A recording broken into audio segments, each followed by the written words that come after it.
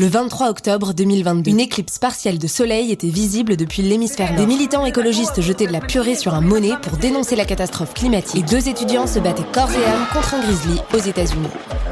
Et moi, le 23 octobre 2022, je buvais mon dernier verre. Le dernier des derniers verres. Je m'appelle Marianne, j'ai 27 ans. Et quand je vous parle là, ça fait 1 an, 1 mois, 20 jours et 17 heures que je n'ai pas bu. D'après ma petite application de sevrage, j'ai récupéré 16 jours de vie. Et mon risque de mourir d'un AVC a diminué de 22%. Impressionnant. En 1 an, 1 mois, 20 jours et 17 heures de sobriété, on m'a demandé 287 fois. Du coup, la bière sans alcool, c'est bon ou pas ? 198 fois. Mais du coup, t'étais alcoolique avant. Et 132 fois. Mais comment t'as fait ? Tant de questions sans réponse méritait bien un podcast. Alors déjà, la bière sans alcool, moi franchement je valide. Au début, on sait exactement ce qui manque, on va pas se mentir. Mais franchement, au bout d'un moment, le palais s'y habitue. Ensuite, si j'étais alcoolique avant... Alors, je dirais que j'ai jamais réussi à boire qu'un verre, jamais. Que j'ai bu pour toutes les raisons du monde, pendant plusieurs années, en me disant souvent qu'il fallait que j'arrête, et sans jamais trop y arriver. Donc, ça y ressemble, je crois. Et comment j'ai fait ? Eh bien, c'est précisément de ça dont on va parler ensemble, ici, dans ce podcast. Ce projet, c'est mon histoire, mais pas que. Dans chaque épisode, vous allez retrouver Rémi, Louise, Ilias, Alice et Angélique. C'est une formidable bande de copains que je vais pas tarder à vous présenter. Tous ont beaucoup trop aimé picoler, certains ont réussi à tout couper, d'autres sont en plein essai. Ensemble, toujours, on va écouter des écrivains, des philosophes, des psychologues, des sociologues ou encore des chercheurs en neurosciences. Bref, toutes sortes d'experts qui m'ont aidé à comprendre ce qu'on a traversé. Et vous, peu importe votre rapport avec l'alcool, ce podcast vous confortera ou au mieux, vous aidera. Parce qu'on peut tous se reconnaître dans les histoires des uns et des autres. Se sentir un peu moins seul, plus motivé peut-être et plus inspiré sûrement.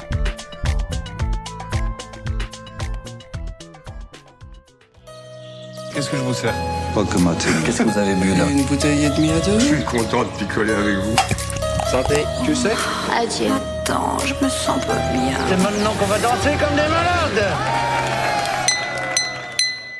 Le dernier verre. Épisode 1, les premières fois.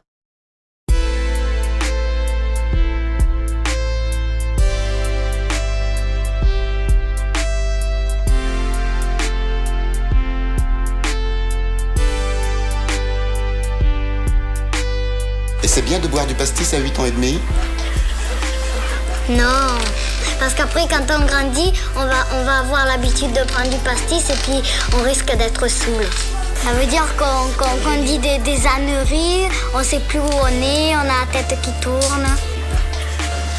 Tu en boirais tous les jours si tu pouvais ? Oh oui, mais comme je peux pas. Mais alors j'aime ça. Quelquefois quand on met de la menthe, c'est bon aussi le pastis avec la menthe. Avec Rémi, on s'est rencontrés en 2018 quand on travaillait sur l'émission de télévision Quotidien. Il était graphiste et moi je bossais en édition. Très vite, on est tombés amoureux et on a fait ménage à 3 avec l'alcool. Notre addiction nous a soudés avant de nous séparer 2 ans plus tard. Rémi, vous le reconnaîtrez à ce petit cheveu qu'il a sur la langue, tout discret. Mon premier souvenir d'ivresse, c'est celui qui a déjà tout déclenché, donc il est super important. C'est quand j'avais 12 ans, avec mon copain Gaspard, on a trouvé une bouteille de rhum dans le placard, cachée de la chambre de sa mère.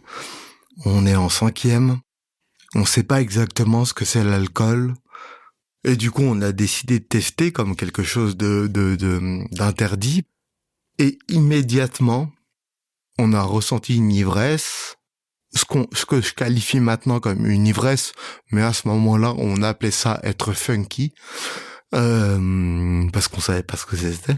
Et ça a été une révélation. Ça a été magnifique. Ça a été, ça a changé toute ma vie, toute sa vie à lui aussi. Et on s'est dit mais pourquoi ne pas faire ça tout le temps, et on a fait ça tout le temps ensuite après. Pour ma part, la première fois que j'ai goûté à l'alcool, je crois que j'étais plus Chucky que funky. Vraiment, c'était pas beau à voir. Mais ça ne m'a pas empêché de recommencer. Parce qu'adolescent, on constate rapidement que boire nous file un petit coup de pouce, que ça nous donne une impulsion, un élan, que ça permet d'être, de dire, de faire. Là où à cet âge, avec notre surproduction de sébum et nos bagues aux dents, on est tous plus ou moins en grosse galère. Se procurer de l'alcool pour un mineur, rien de plus facile. Ceux-là ont entre 12 et 16 ans. Ils boivent régulièrement depuis 3 années. Pas des voyous, pas des délinquants. Garçons de milieu modeste, mais pas déshérités. La bière ou le vin valent moins cher que le jus de fruits et les sodas. Ils utilisent l'alcool pour être cassés, comme ils disent. Comme une drogue dure, mais c'est légal.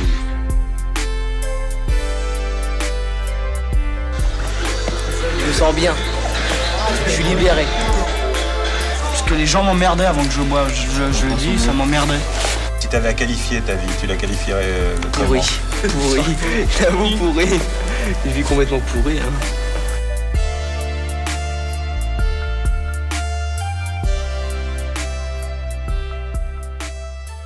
Louise, c'est ma voisine et c'est une bonne copine.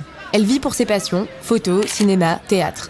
Vous la verrez toujours entourée de plein de potes, des paillettes sur les joues, un œil sur l'objectif, à rigoler ou à râler, à 1000 à l'heure, complètement épuisée. J'étais pas forcément timide, mais j'étais pas le genre d'adolescente à avoir une grande bande de potes. Et moi, je fantasmais sur des rapports sociaux comme ça, plein de gens autour de moi, plein de copains, plein de trucs. Et en plus, avec l'alcool, il y avait cette espèce de... j'allais dire légende, enfin cet imaginaire qui existe autour des soirées dans les films américains ou dans les grosses soirées où il y a plein de gens où tout le monde boit des coups et tout le monde est complètement bourré. Enfin, je sais pas, ça allait de pair avec une espèce de forme d'intégration sociale, je dirais. Et en fait, voilà, ça me donnait l'impression de pénétrer dans un monde auquel je n'appartenais pas forcément à ce moment-là. Ilias, je l'ai rencontré à Nuit debout. Il était déguisé en pharaon, avec une 8-6 à la main. Alors un peu comme une évidence, on est devenus super copains. Ilias, il te donne rendez-vous à Saint-Lazare à 19h, mais il n'a pas de portable. Il est partout et nulle part à la fois, avec 4000 potes d'after qu'il est persuadé de t'avoir présenté, alors que toi, tu sais pas qui c'est. En fait, il a un peu la vie de Serge le Mytho. Je suis très pote avec le ministre de la Culture. Donc je connais très bien la Thaïlande. Sauf qu'il mytho pas. C'était à mon anniversaire. Et à l'époque, je ne buvais pas d'alcool. Et mes amis, on buvait. Et on était dans un bar. Et moi, à la base, j'avais pris un sirop d'orgeat. Et tous les deux ont fait « il prend un sirop d'orgeat. » Je me suis fait un peu mousser. À l'époque, on n'était pas vraiment des tendres. Entre nous, on n'était pas très tendres. Et on avait vraiment ce truc viriliste de qui boit le plus, qui a la plus grande. Donc après, j'ai pris des cocktails. Et après, j'ai passé toute ma soirée à vomir. Je me rappelle qu'à l'époque, ça étonnait énormément les autres que je puisse faire des culs secs. Genre, je pouvais faire 3 culs secs de whisky coca et les gens, ils étaient waouh! Je crois que j'ai même réussi à pécho une meuf comme ça. Ah, moi, personnellement, genre, je buvais les culs secs pour éviter qu'on me vole mon verre. Hein, mais c'est juste les autres, ils étaient waouh, refais-le. Donc, je l'ai refait, voilà. Ça m'a fait rentrer un peu dans les gens populaires du lycée. Sauf qu'au lycée, ce qui te rend populaire, ça peut tout et n'importe quoi. Surtout n'importe quoi, je pense. Petit lycée de banlieue blanche. C'est surtout la drogue et l'alcool qui te rendent super populaire.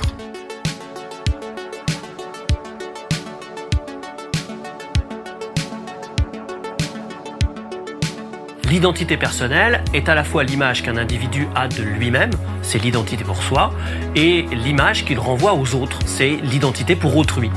Erving Goffman a notamment montré l'importance que l'on accorde au fait de faire bonne figure et de ne pas perdre la face dans les interactions avec les autres. Pour ça, l'individu va accorder de l'importance au fait de gagner l'estime des partenaires avec lesquels il est en relation, tout en préservant autant que possible le sentiment de rester lui-même.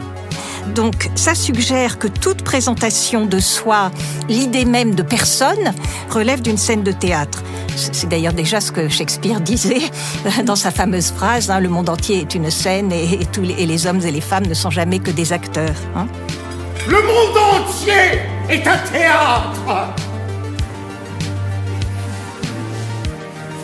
Et tous, hommes et femmes, ils sont que des acteurs. Ils ont leurs sorties, leurs entrées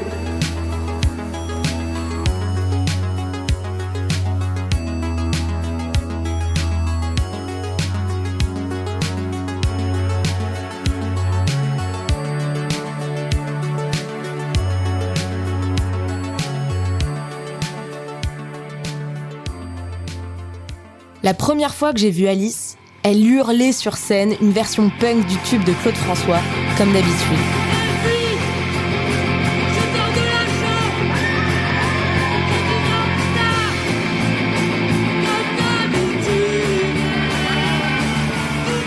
Quand tu la vois, tu te dis « Waouh, ok, c'est ça avoir confiance en soi ».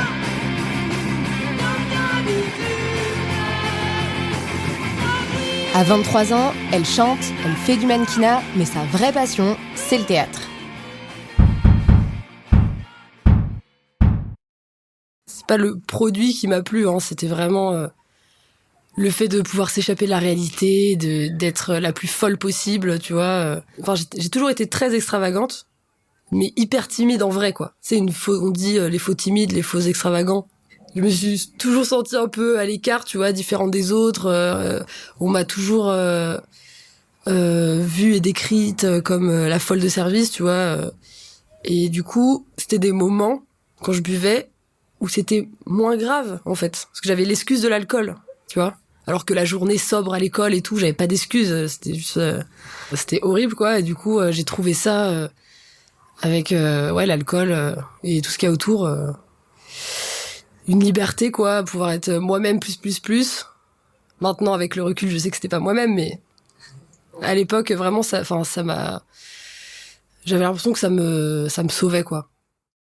Pour ma part, et ça rejoint un petit peu ce que disait Alice, l'alcool, ce fut une réponse à des questionnements identitaires. Waouh, hyper original pour l'adolescence. En fait, j'avais passé mon enfance habillée avec des petits corsages à col rond ou des juste-corps à paillettes, à réciter par cœur dans ma chambre toute rose les répliques de la boum et à noter dans mon carnet secret des phrases comme « Aujourd'hui, Antoine m'a tapé sur l'épaule, gentiment. Il voulait me dire bonjour. Il ne fait pas ça à tout le monde. Je pense qu'il m'aime bien. »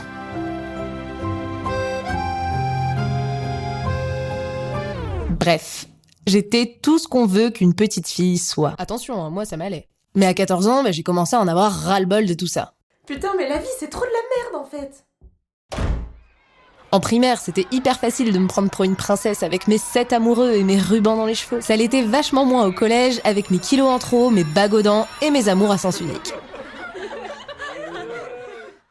Alors, à l'adolescence, l'alcool fut une énorme porte de sortie. Le chemin était tout tracé vers une autre identité. Ivre, je m'entendais parler fort, rire fort, me foutre des bonnes manières et de mon apparence. Tenir tête aux autres, transgresser, occuper l'espace, coucher avec des garçons qui n'étaient pas mes princes charmants.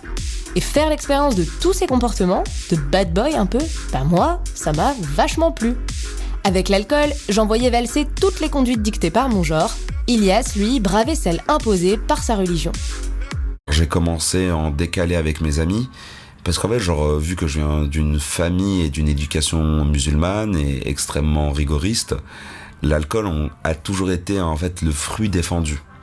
Donc ce rapport avec l'alcool, il y a une double culpabilité. Le premier, c'est connu, que l'alcool, même dans la société occidentale, est quelque chose de plus ou moins mal vu.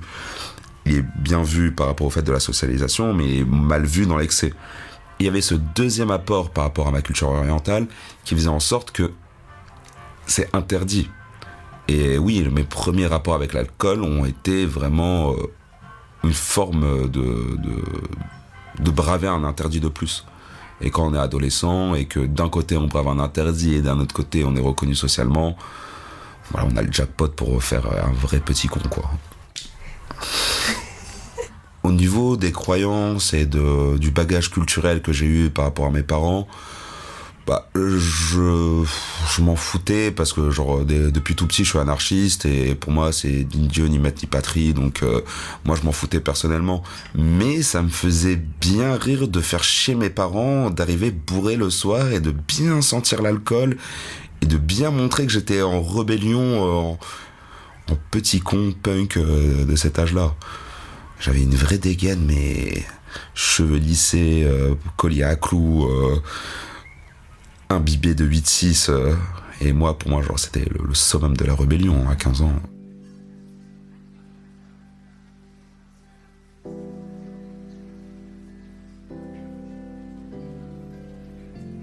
I was about to turn 60, or I was close, I don't know, it was 58 or 59. And instead of feeling the sense of dread that you're supposed to feel, I was actually feeling quite happy with my life and where I was.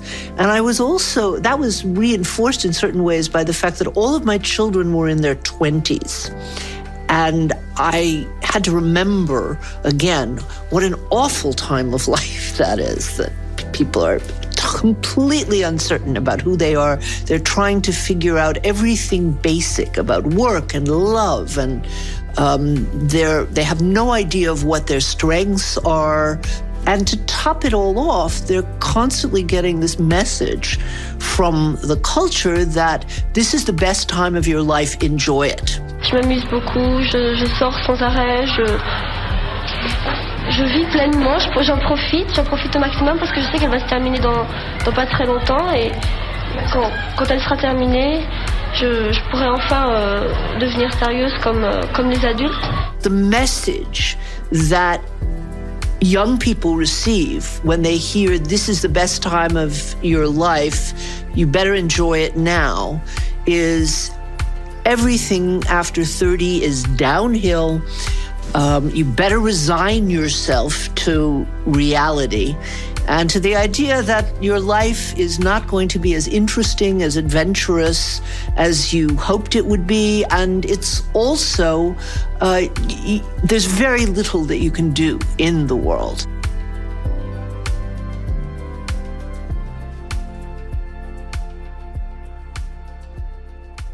J'ai découvert Angélique sur Internet le soir de mon dernier verre. J'avais tapé « arrêt d'alcool » sur YouTube et j'étais tombée sur sa chaîne, Ivre de vie.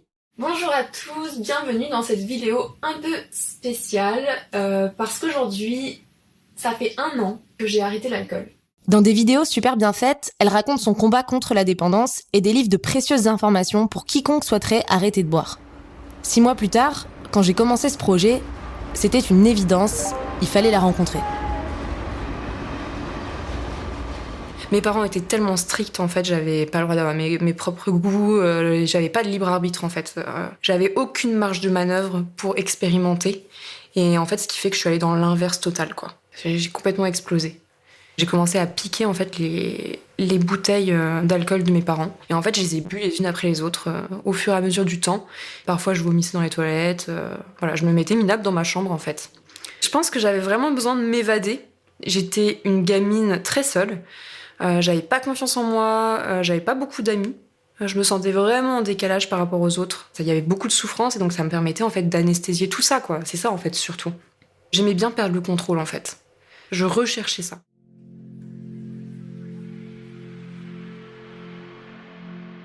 À ce stade de l'épisode, vous avez rencontré tous les protagonistes.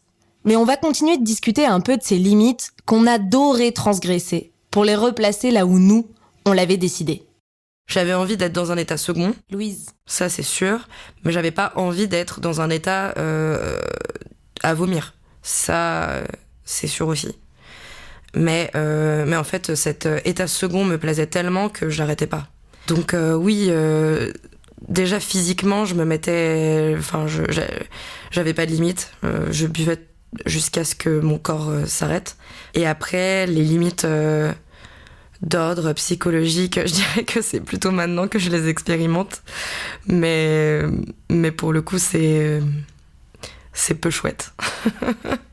Moi, ce que je préférais, c'était les teufs, déjà. Alice. Moi, j'ai commencé à aller en free party à 15 ans. Ça, j'adorais parce que c'était vraiment le truc le plus crado, où il y avait le plus de monde et le plus de son, tu vois. Donc c'est là, en fait, où t'es le plus perdu. Dès ma première teuf, j'ai senti que je pouvais être débile et crier, et tu vois, me rouler dans la boue et danser comme une tarée pendant des heures, vraiment lâcher tout ce que j'avais en moi, quoi, et aller jusqu'au bout, quoi, de ma capacité physique et mentale, quoi. Ça, c'était très important. Je voulais pas faire les choses à moitié. Mais ça, je suis comme ça dans la vie, tu vois. Je sais que je suis très intense et que j'ai besoin d'aller au bout des choses. Mais du coup, c'était pareil avec l'alcool et le reste, quoi. J'avais besoin d'aller au bout, quoi. Soit jusqu'à ce que je m'endorme, soit vraiment jusqu'à ce que je m'effondre. Tu vois, il y a plein de fois où je me suis retrouvée au bout de 3 jours de soirée à m'écrouler, à pleurer et tout, mais juste de fatigue, en fait.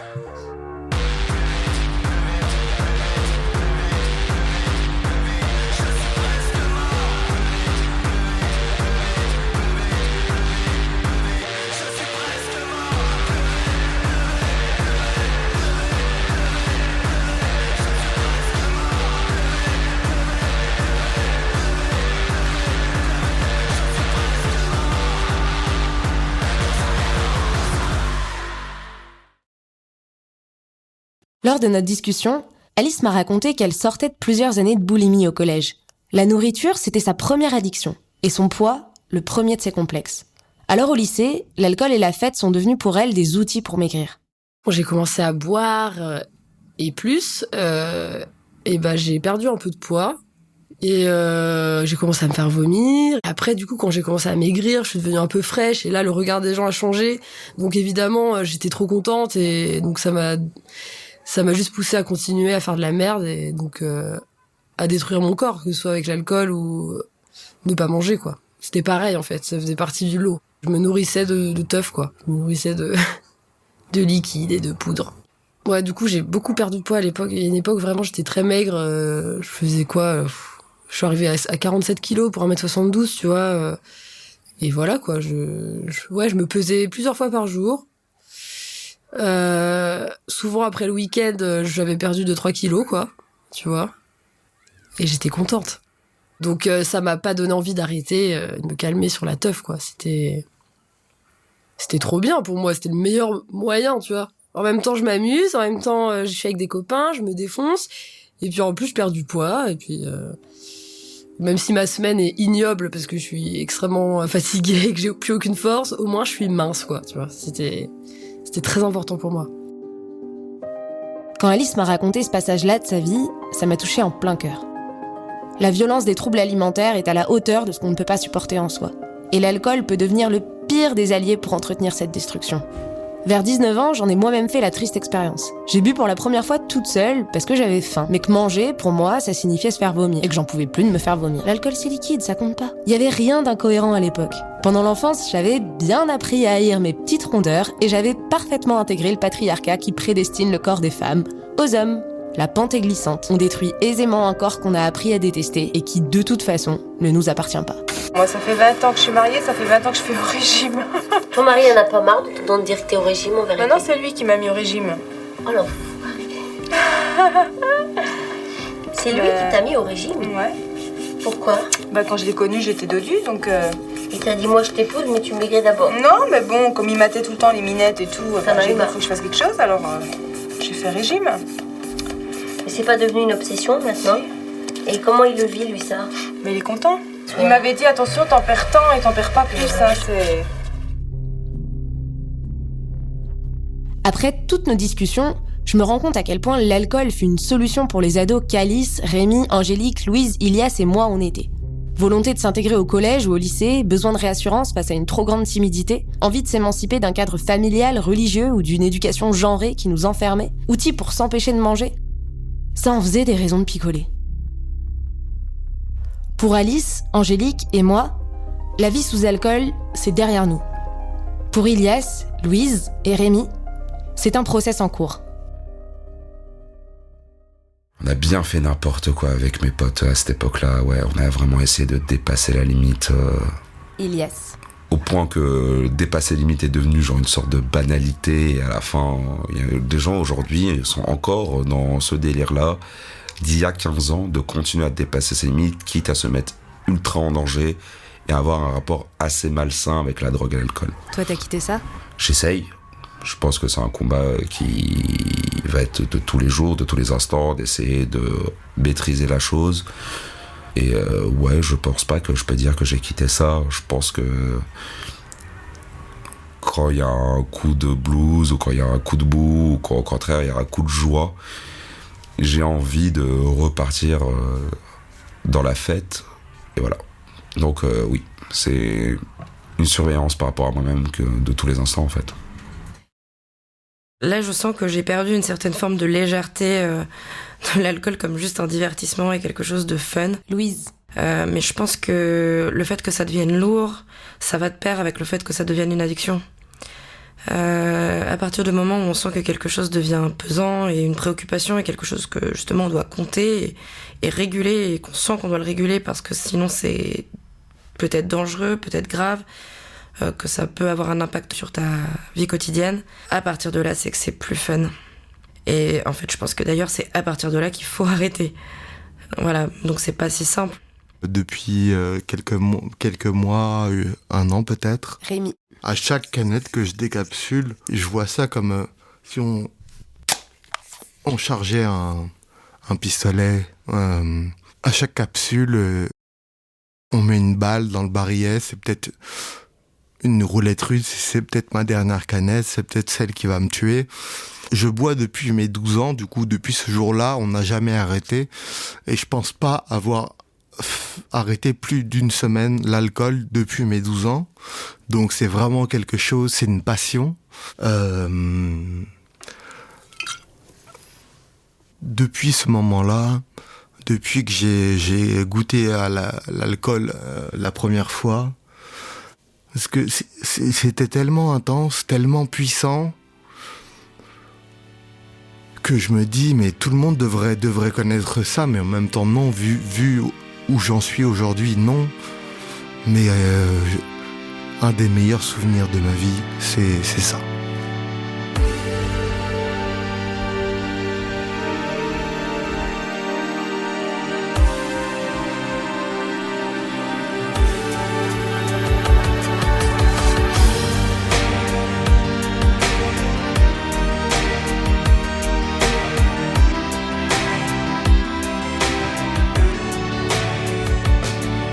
Dans nos parcours, à tous, avec Angélique, Alice, Rémi, Ilias et Louise, il y a eu un point de rupture.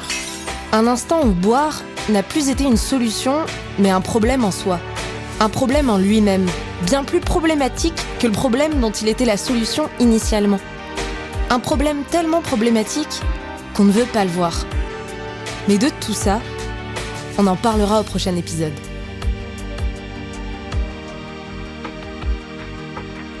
Le Dernier Verre est un podcast autoproduit et non monétisé. Un immense merci au talentueux Benjamin Liouville qui a réalisé tout le sound design des épisodes et qui les a mixés. Il a aussi composé certaines des musiques, tout comme Théo Géraudel, Antoine Barra, Xavier Crouet, James Breck et Raphaël Dinasquet. Quant à l'identité visuelle, elle est signée Alexandre Matou. À tous, je leur dis un énorme merci. Dans la description de l'épisode, vous trouverez toutes les références et tous les crédits des extraits entendus.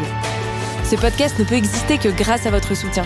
Alors n'hésitez pas à vous abonner, à le partager et à le suivre sur les réseaux sociaux. Merci pour votre écoute.